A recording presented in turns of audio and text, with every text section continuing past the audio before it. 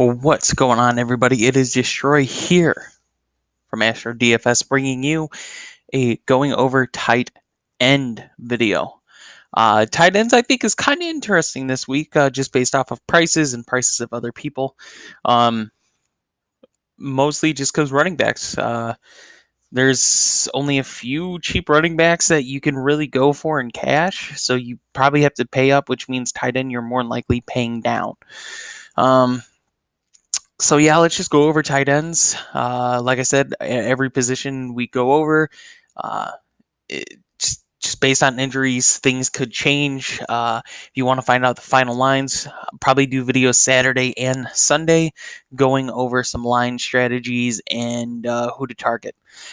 So let's just break it down. The most expensive tight end, as you can see, the two top tight ends, Zach Ertz, Evan Ingram, $800 away from Darren Waller. So kind of a big price gap there. I think one of the biggest price gaps out of all the positions.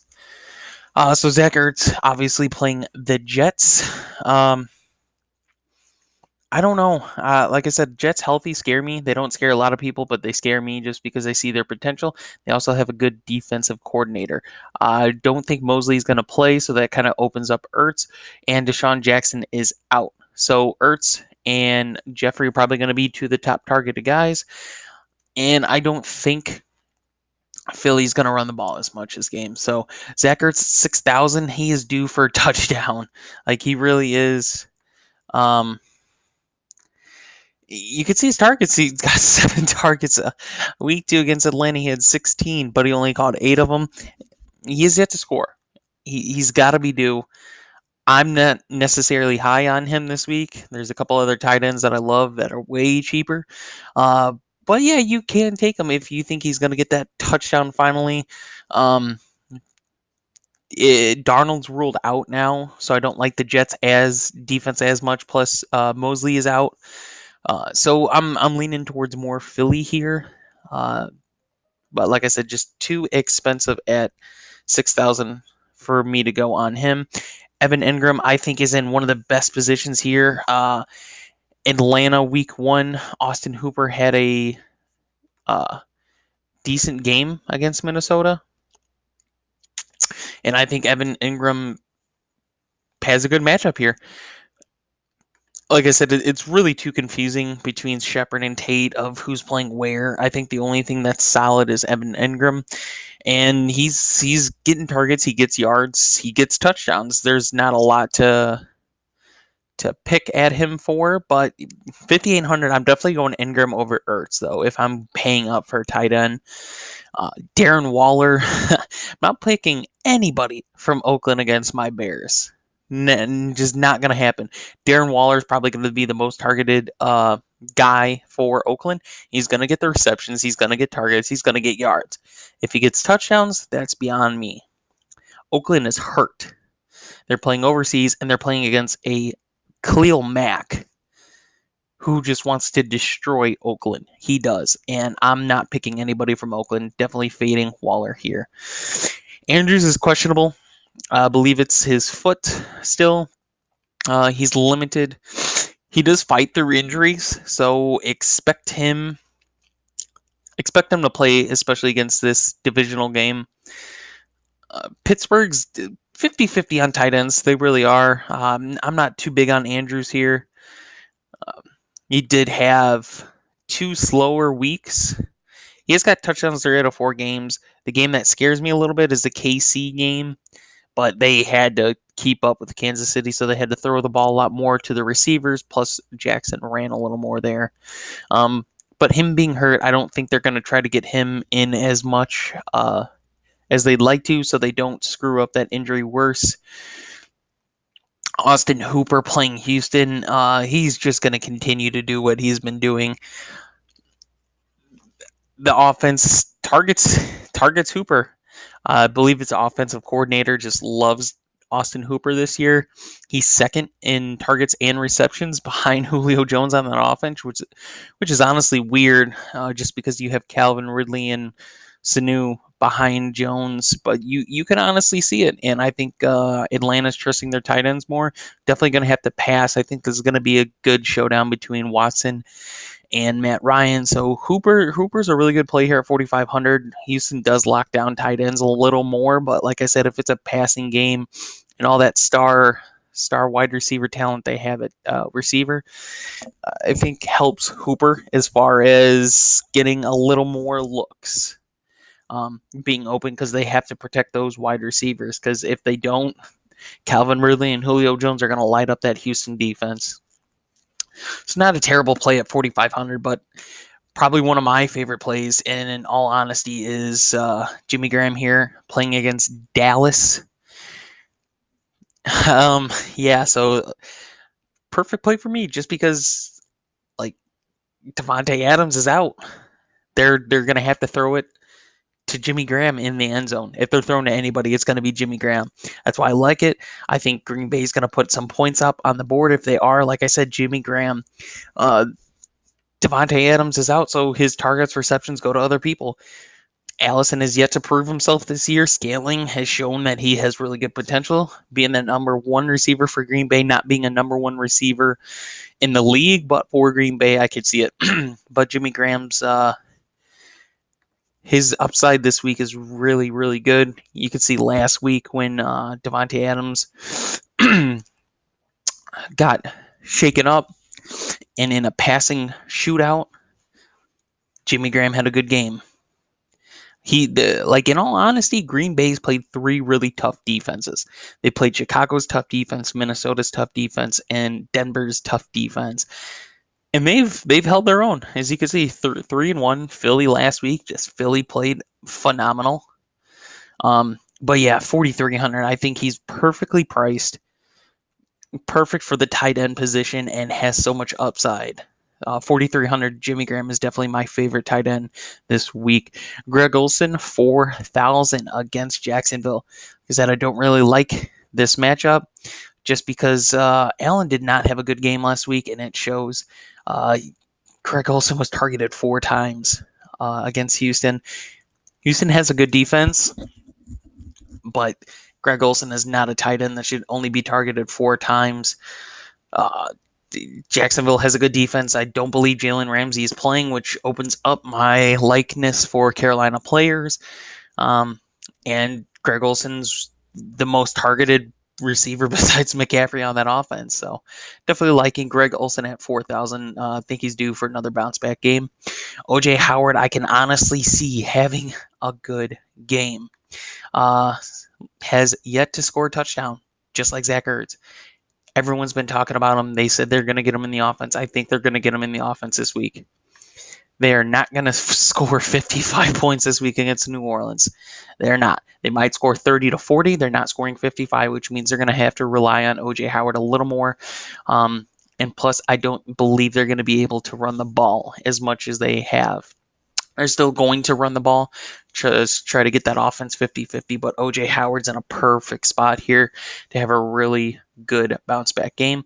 Delaney Walker's playing against a tough Buffalo defense, and Marcus Mariota's offense does not look in sync. Delaney Walker had that good week 1, been a little banged up, but since then, he's had one game with 10-plus points, and that was against Jacksonville. So, yeah, not huge on Delaney Walker. McDonald, questionable. Still playing against Baltimore. I really don't like that matchup. Jason Witten, believe Amari Cooper is 100% cleared, so he'll be playing. Jason Witten, consistent guy. He gets his touchdowns, gets you 10-plus points. Like, he's going to get 10-plus points this game. I guarantee it. They're playing Green Bay. They're without Tyrone Smith. They're going to have to throw to Witten a little more. Just because they're going to need those quick passes, and Devin Smith and Randall Cobb. I think Cobb has a better chance of getting those little receptions on slants and sticks and stuff like that, but Jason Witten just sitting right up in the middle against Green Bay's defense. Even though Green Bay does have a really good linebacker core, Jason Witten's still just so reliable. So I like his price at 3,800. Definitely not one of my favorites, but still. Ben Watson returning to New England. So, yeah, just got off his suspension playing against Washington. The reason I'm not going to play him, and the reason I don't play a lot of people when they come off of injuries, or not injuries, but suspensions, is you don't know how they're going to play. especially since what they've done with tight ends this year. Watson easily can have a breakout great game. Don't get me wrong. Really good tight end. He is up there in age, though. $3,700 against Washington, though, I don't know if I want to take that risk in cash. Definitely can take that risk in GPPs. Definitely worth the risk. He really is. Jared Cook has not been involved in that offense for New Orleans. I mean, they are playing Tampa Bay this week, which does give him a really good matchup. But I think Michael Thomas has that explosive. They're just gonna keep going. Michael Thomas and Kamara. They're not gonna and Hill. That's it. Got targeted 6 times, targeted 7 times, but as you can see, nothing is there. Like until we see a good game, I'm not gonna go Jared Cook at all. Vernon Davis, just not taking anybody from Washington. They can't figure out their quarterback situation. O'Shaughnessy, not really a fan. Got 2 touchdowns in the last 2 games, but has yet to break 10 points. That's not screaming play me, especially against Carolina's linebacker core. I don't like that at all. Tyler Eifert, man, I'm really high on Tyler Eifert. I thought he had a really good matchup last week against Pittsburgh. Dropped a touchdown, has yet to exceed 10 points. Bengals offense looks terrible, or offensive line looks terrible. They're going to be without John Ross, so maybe that helps Tyler Eifert. 3,300 if you need a cheap tight end. I'm going to go one cheaper here, but one cheap tight end, 3,300, playing against the worst tight end defense. I mean, worst. They give up 29 fantasy points per game, I think, to tight ends, is what the stat was. So, yeah, definitely if he's going to have a great game, it's against this terrible Arizona defense. $3,300. Has yet to break 10 points. I think this game he does break 10 points, especially with Ross out there. Going to have to throw to him a little more. And no one's going to cover him. So definitely could see Tyler Eifert return to that good status he had last year. Trey Burton, to me, I really like Trey Burton now that I'm looking at it. Oakland's defense has some injuries. He's been targeted at least 3 times. He's definitely a red zone guy for that offense, even though they always try to run it. They're going to have to throw it. Trey Burton's the guy. Oakland, like I said, Oakland's defense is hurt, which makes me want to play Trey Burton because it's Chase Daniels, and he's going to need someone else than Allen Robinson to throw to, especially with the wide receivers being banged up. David Montgomery, I think, is now becoming one of my favorite plays at running back, besides the expensive running back. So I definitely like Trey Burton at 3,300 too.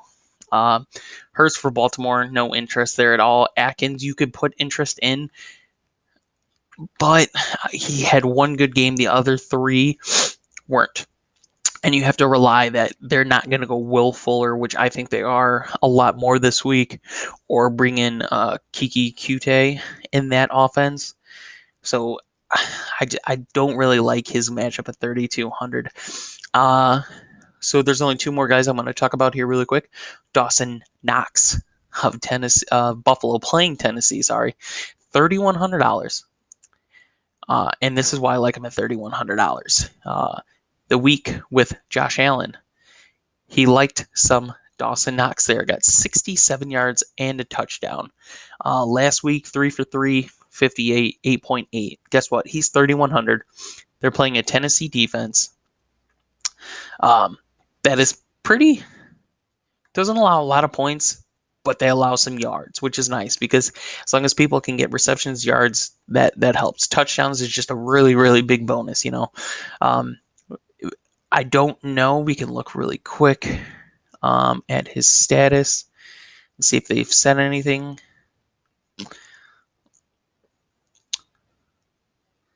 So, yeah, they might play Allen. If Allen is not playing, definitely look at Dawson Knox because Barkley is a pocket passer. He's got a Dawson Knox there, and Tennessee hasn't looked the greatest against tight ends. So Dawson Knox at 3,100. GPP play. Don't play cash, GPP. And then the other person, and hey, if you need to go down below 3,000, which not a lot of people do, look at Noah Fant. Granted, the receivers are going to be back in this game, but the Chargers are banged up on defense. You could see some Noah Fant break out. You really can. He got a touchdown last week. As you can see, he's pretty consistent. One of the tight ends that's consistent. I mean, not consistent fantasy point wise, but consistent in his numbers. They're playing, like I said, the Chargers banged up. Even though Denver's whole wide receiver core is healthy and good, you could see some Noah Fant receptions there. Anyway, guys, that's it for tight ends. If you haven't looked, I gave a rundown on the showdown video earlier. Broke down the quarterback, running back, and wide receiver positions already this week. Go check those videos out. Leave a like on the video if you did like it. Give us a comment on who you like at tight end and who you don't. Make sure to subscribe. Follow us on Twitter. Thank you guys for watching, and we will see you in the video tomorrow.